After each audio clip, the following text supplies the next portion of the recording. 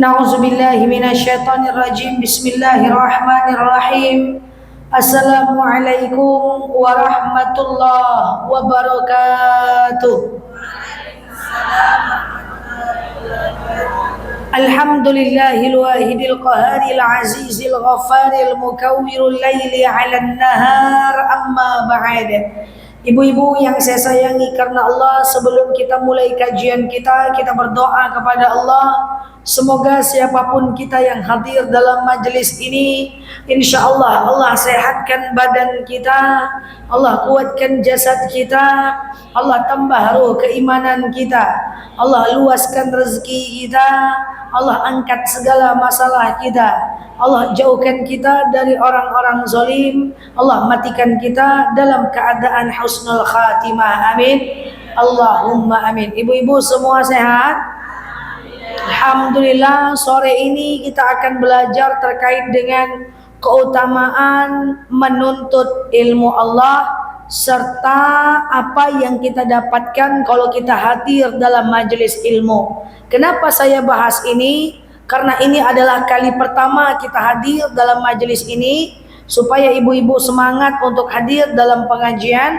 Apa tujuannya? Supaya kita tahu kenapa kita datang, kenapa kalau nggak datang, dan apa yang kita dapatkan kalau kita datang, insya Allah. Jadi ibu-ibu, menuntut ilmu ada dua, Bu. Yang pertama, menuntut ilmu dunia. Yang kedua, menuntut ilmu agama. Menuntut ilmu dunia seperti menjadi seorang dokter, seorang filosofi, seorang dosen, seorang bidan, itu hukumnya fardu kifayah. Apa itu fardu kifayah? Selagi sudah ada orang yang melakukan itu, maka yang lain tidak lagi terkena dosa. Tidak perlu semuanya jadi dokter. Ada satu aja dokter di Pekanbaru nih, maka yang lain tidak kena dosa. Karena menuntut ilmu dunia hukumnya fardu kifayah. Itu berbeda dengan menuntut ilmu akhirat. Menuntut ilmu akhirat itu hukumnya adalah fardu ain. Menuntut ilmu agama itu hukumnya adalah fardu ain. Wajib atas kita masing-masing. Mau kita dokter, mau kita bidan ya, mau kita orang yang ngerti agama, mau tidak ngerti agama, ibu rumah tangga, semuanya menuntut ilmu akhirat, menuntut ilmu agama seperti ini, hukumnya adalah fardu ain. Dia tidak bisa diwakilkan. Sama dengan sholat, dia tidak bisa diwakilkan, tak bisa. Ya, misalnya ibu-ibu yang saya sayangi karena Allah bilang sama suaminya, bang, abang aja yang belajar ya bang. Setelah itu nanti kasih tahu ke aku ilmunya ya bang. Tidak bisa. Karena hadir dalam pengajian hukumnya fardu ain. Yang tak hadir maka dia akan berdosa. Paham? Nah, ibu-ibu yang saya sayangi karena Allah, karena ini adalah ilmu akhirat, ilmu agama. Pertanyaannya adalah apa? Karena dia adalah wajib, hadir dalam pengajian adalah fardu ain, tidak dapat diwakilkan, maka saya sampaikan, luruskan niat hadir dalam majelis taklim. Apa tujuannya? Supaya kita gampang melakukannya. Jadi niatnya harus lurus supaya kita gampang melakukannya.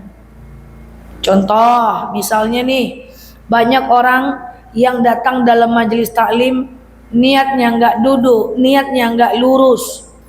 Contoh, coba ibu tanya kepada orang yang tidak hadir hari ini. Ibu tanya kepada orang yang tidak hadir hari ini. Ya, tanyakan kepada teman-temannya, coba tes aja lah, tes. Bu, iya. Kenapa ibu rajin datang pengajian? Tanya sama dia. Biasanya apa jawaban dia? Awak kola tuo. Daripada ngangak-ngangak saya di rumah, ancak pengajian lain. Kalau datang dia ke pengajian, alasannya supaya nggak ngangak-ngangak atau supaya karena menghilangkan suntuk, Besok kalau masak lontong dia tak datang dia tu. Kenapa ibu tak datang pengajian? Ada lontong ke dimasak? Karena niat dia datang supaya tak suntuk saja, tak lurus niatnya.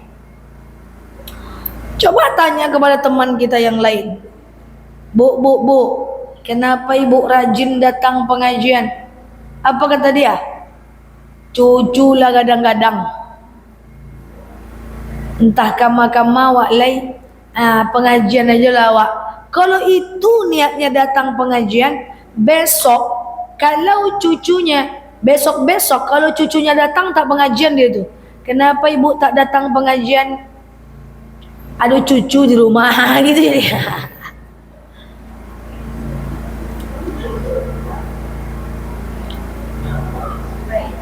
Enggak duduk dia. Yang lebih parah lagi, kalau ditanya, ibu, kenapa ibu datang pengajian? Ndak lama wak jo ibu ketua do. Sekali ketua pulang kampung kosong mu saja. Niatnya ndak betul. Yang lebih parah lagi, kenapa ibu rajin datang pengajian? Oh, ustadznya mantap. Makanya aku datang. Ganti ustaz dia, tak datang dia tu.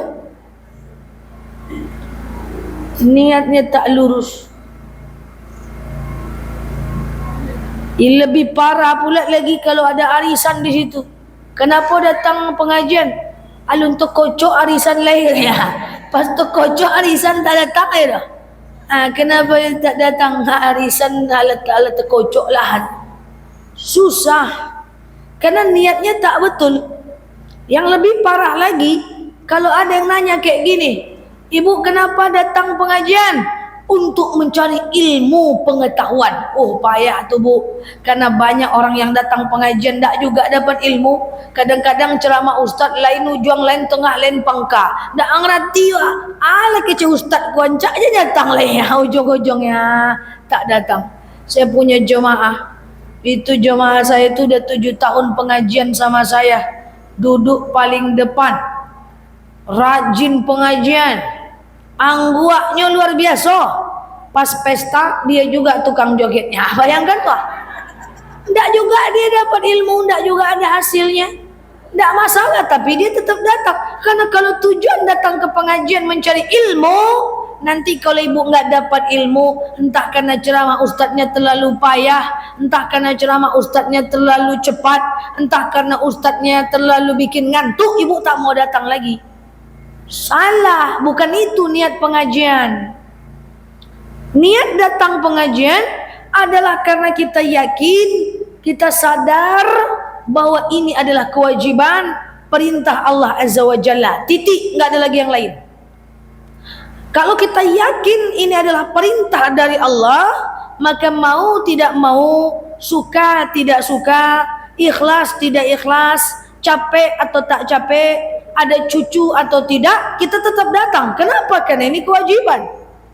Sampai nanti ibu ngomong kayak gini, ya Allah, capek saya datang pengajian ya Allah, tapi karena ini perintahmu, aku tetap datang. Gitulah. Jadi kalau niatnya betul, enak dia. Kalau niat tak lurus, malas kita. Macam saya, apa ustazah tak capek datang pengajian? Capek juga. Keliling siang malam.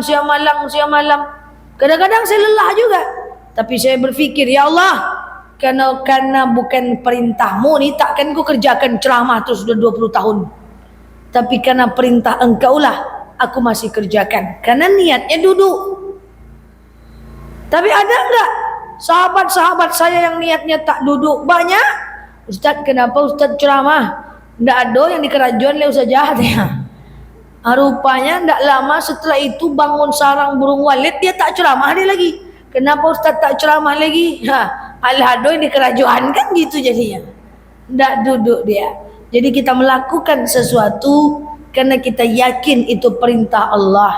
Kalau kita tahu itu perintah Allah, maka kita jauh lebih kuat melakukannya. Paham tak paham ceramah ustadznya, siapapun ustadznya, tekan tu ataupun tidak tekan tu, datang ajalah. Apalah susah jadi jamaah. Kami jadi ustaz ni banyak proses.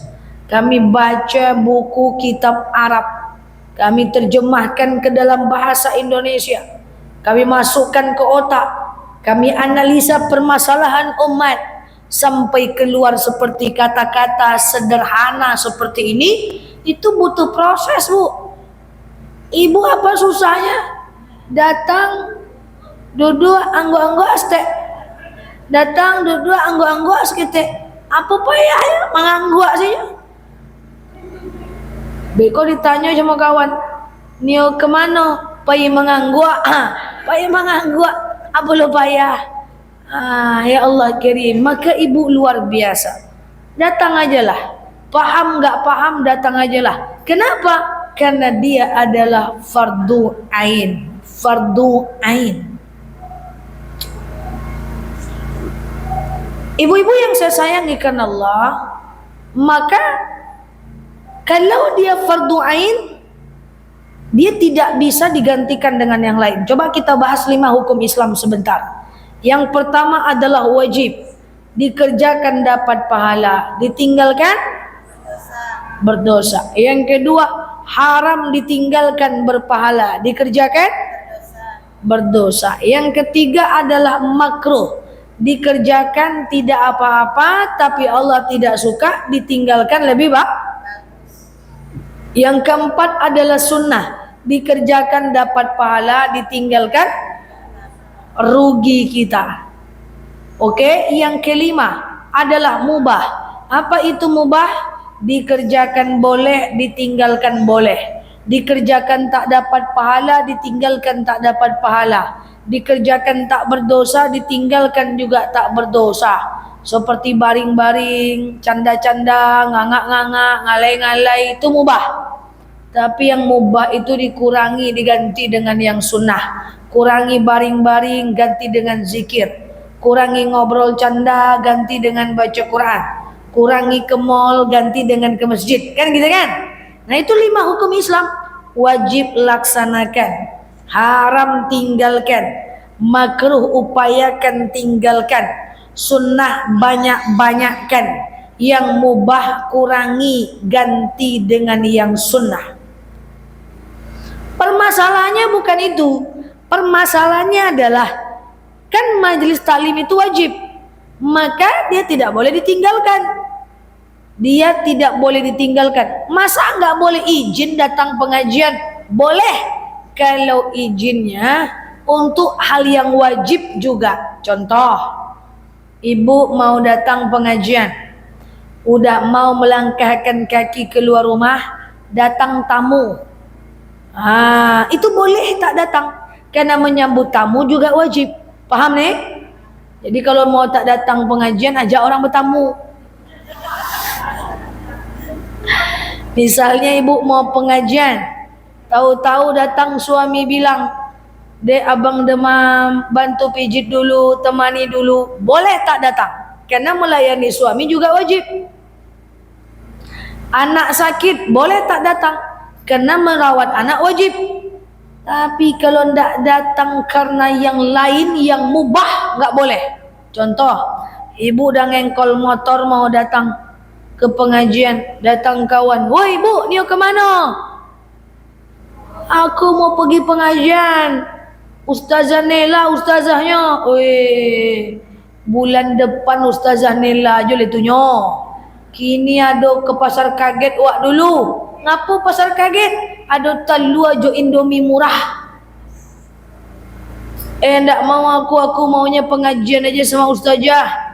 "Ndak usah le, ustazah tuh di TikTok, di YouTube banyak tuh mah. Sementara talu murah kini yo." Baputala pikiran si kawan. Iyo juga yo. Akhirnya pergi ke pasar kaget, mendulukan yang mubah. Tak boleh.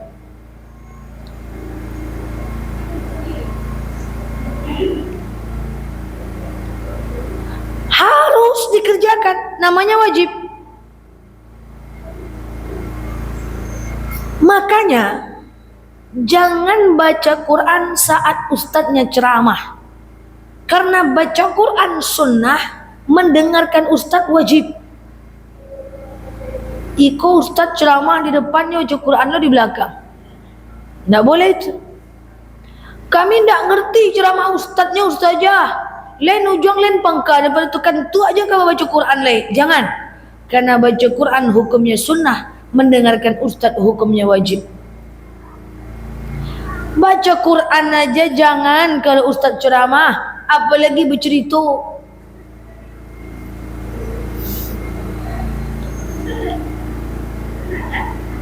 Tak paham ceramah ustadznya, anggua-anggua aja lah apa ya mana mak. Ustazah Nela, kami ini pengajian memang harus datang ya, harus. Karena ini majelis taklim, belajar fardu ain. Sekarang enggak usah payah-payah bu. Ibu ini di mana tempat belajar lagi kalau enggak dalam pengajian? Macam saya ini, enggak mau datang pengajian. Saya masih bisa kuliah lagi, mata masih oke, otak masih oke, fisik masih mantap, muka masih kayak mahasiswa. Kan gitu kan. Kalau macam ibu tak mau datang pengajian, kemana ibu mau belajar lagi? Kuliah ibu? Tak kaju bangku tu jeli ibu. Mau baca buku? Dijauhkan tak nampak, didekatkan apa lagi? Maka satu-satunya tempat ibu menuntut ilmu hanya dalam majlis taklim. Makanya datang majlis taklim tu ke sebuah kepastian. Kalau ada kawannya bilang, yuk pengajian yuk, duluan saya lah, tu ndak iyo tu doma. Yuk kita pengajian yuk, oke, ndak bisa, duluan je lah, tu ndak bisa.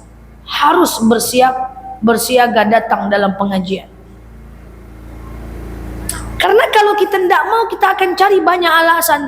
Pas mau pengajian tengok mendung.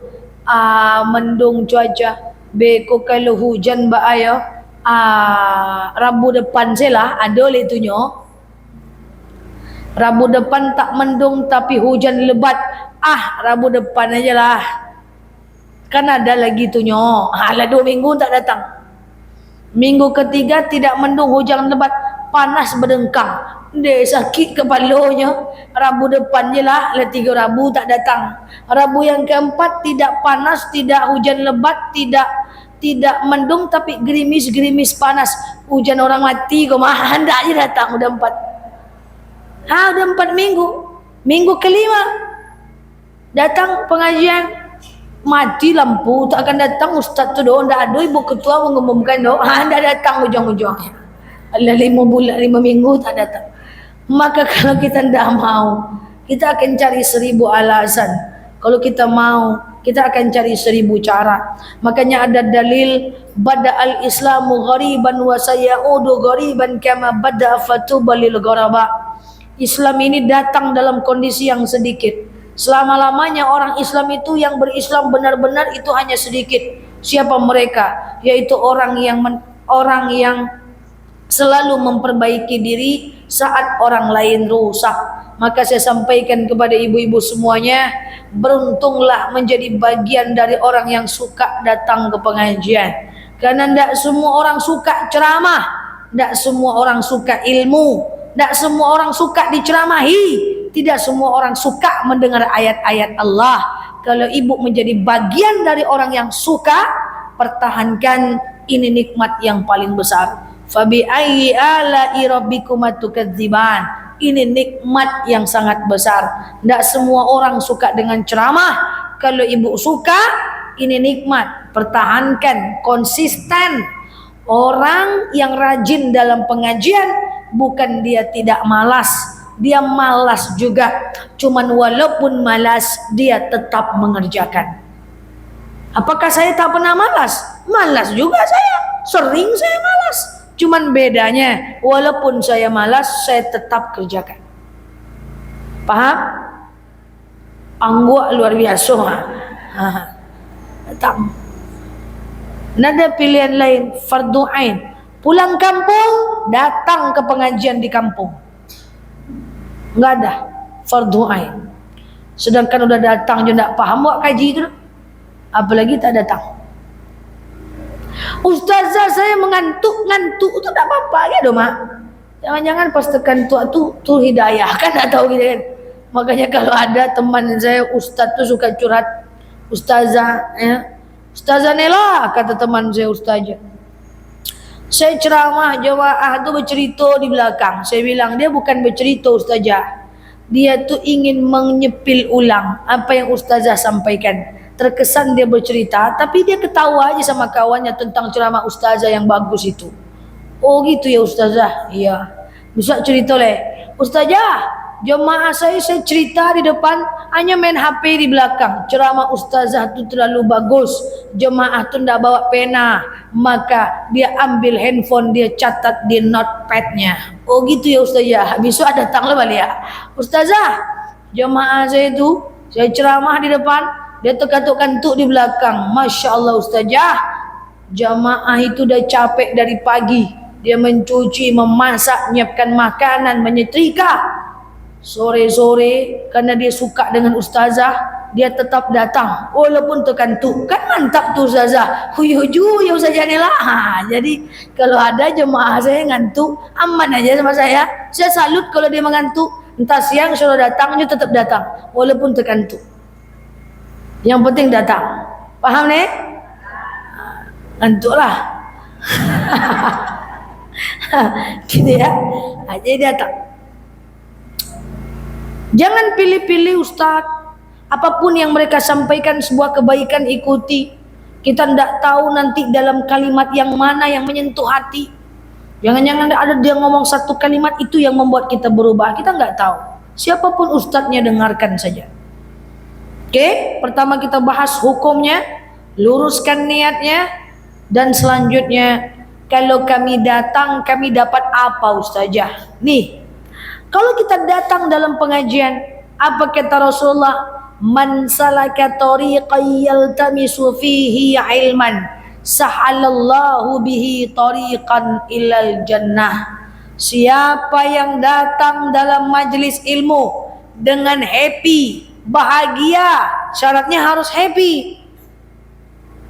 Man salaka tariqan yaltamisu fihi ilman, siapa yang happy, bahagia, senang datang dalam majelis ilmu, sahalallahu bihi tariqan ilal jannah, Allah akan mudahkan untuknya jalan menuju surga. Mudah ibu datang ke masjid ini, mudah ibu masuk surga. Itulah maksudnya. Tapi senang, bahagia, tidak bisa. Dia lu nak apa lah Rabu lu lah. Itu tidak bisa. Harus harus senang, happy. Allah mudahkan. Karena masuk surga itu banyak kali ranjau.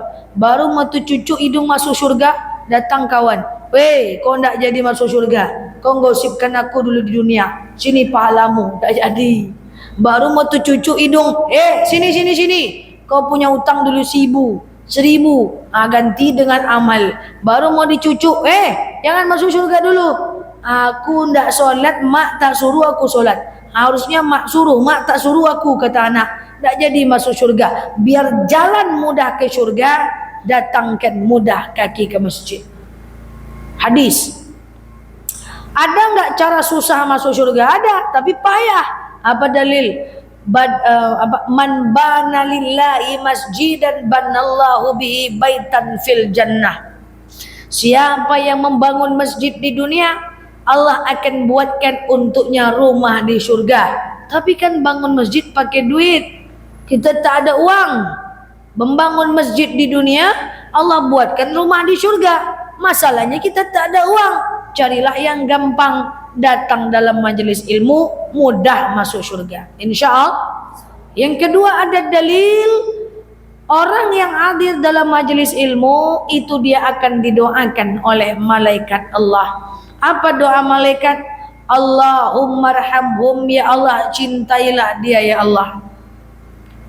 Jadi kita ini kalau sudah dicintai oleh Allah, maka semua yang kita minta Allah kasih. Cuman kadang tak cocok. Coba jawab. Ibu sayang sama cucu? Cucu kalau usia 2 tahun sayang. Dia minta permen, ibu mau kasih. Kenapa ibu mau kasih? Karena sayang, betul? Sekarang cucu 2 tahun itu minta handphone, ibu mau kasih? Kenapa nggak kasih tapi sayang? Nggak cocok buat dia. Kan gitu kan? Apa yang kita minta Allah kasih, Bu. Kalau Allah sayang sama kita. Cuman kadang-kadang yang kita minta itu tak cocok buat kita. Ya Allah, cintailah dia ya Allah. Yang kedua, Allahumma lahum, ya Allah ampuni dosa mereka ya Allah. Bayangkan hadir dalam majelis ilmu didoakan oleh malaikat supaya dosa kita diampunkan. Tapi dosa ibu-ibu kan tak banyak, dikit-dikit aja kan, dikit-dikit gosip ya kan, dikit-dikit fitnah ya kan, dikit-dikit keluar rumah pakai baju KTB, kan dikit-dikit aja kan. Semoga yang dikit-dikit tuh Allah maafkan. Jadi orang hadir dalam majelis ilmu dimaafkan. Yang ketiga, Allahumma tub alaihim, ya Allah terimalah taubat mereka kalau mereka bertaubat. Bayangkan hadir dalam majelis ilmu, datang duduk anggo-anggo, dapat doa dari malaikat, ya Allah cintai dia, ya Allah ampuni dia, ya Allah terimalah taubatnya. Masya Allah, luar biasa. Satu, dimudahkan menuju surga. Dua, didoakan malaikat. Yang ketiga, majelis taklim adalah tempat mustajab doa. Saya punya mak di rumah.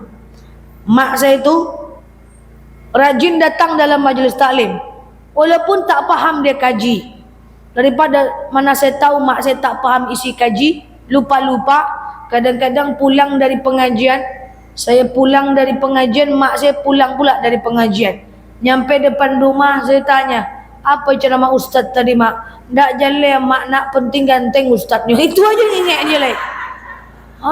Sering saya tanya ya, apa ceramah ustaz mak? Pokoknya mantap. Apa isinya mak? Mantap pokok ceramahnya, lantang suaranya. Isinya apa mak? Pokoknya rancak lah. Itu aja ingat dia lagi. Tapi ada satu kelebihan mak saya. Saya anak paling terakhir, anak nomor 4 dari 4 bersaudara. Mak saya itu rajin datang dalam majelis taklim. Dulu sebelum saya lahir, ketika ada ustaz muda ceramah, mak saya berdoa, ya Allah, dapat anak cik modeko jadilah ya Allah. Dapat anak satu kayak gini jadilah. Nanti datang ustaz lain lagi, ya Allah, dapat anak kayak gini satu jadilah ya Allah. Besok pengajian lagi, ya Allah, dapat anak satu kayak gini jadilah ya Allah. Alhamdulillah jadi. Ya, dia pengen ada anak satu jadi ustaz atau ustazah. Jadi lahir saya jadi ustazah, tapi kakak saya protes, doa mak salah, mak ngomongnya satu, ya mana cik yang jadi ustazah. Yang lain tidak jadi ustaz-ustazah. Artinya yang mau saya ceritakan di sini bukan apa-apa. Doa dalam majelis taklim itu mustajab.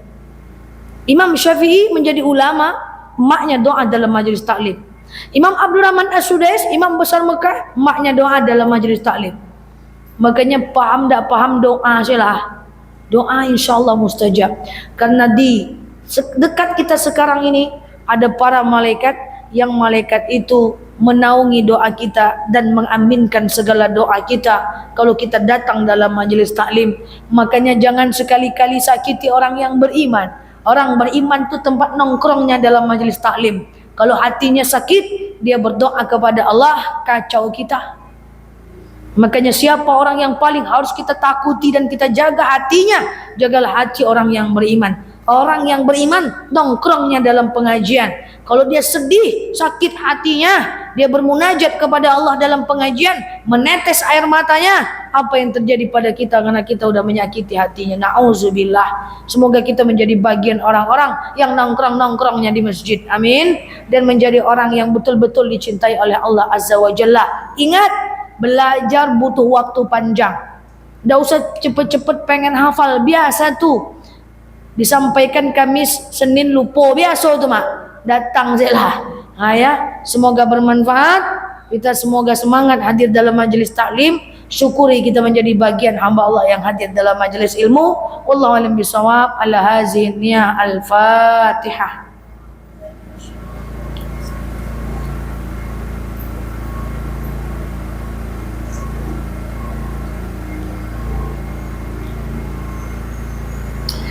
Amin ya Allah, amin ya Rahman, amin amin ya mujib sailin. Allahumma salli ala Muhammad wa ala ali Muhammad. Allahumma inna nas'aluka ridhaka wal jannah, na'udzubika min sakhatika wan nar. Allahumma inna nas'aluka salamatan fi dinina, afiyatan fi jasadina, ziyadatan fi ilmina, barakatan fi rizqina, taubatan qabla al-maut, rahmatan indal maut, maghfiratan ba'dal maut. Allahumma hawwin alaina fi sakaratil maut, najatan minan nari wal afwa indal hisab. Allahumma antas salam minkas salam wa ilaika ya'udus salam. حينا ربنا بالسلام ودخلنا الجنة دار سلام تبارك ربنا وتعالى يا هذا الجلال والإكرام.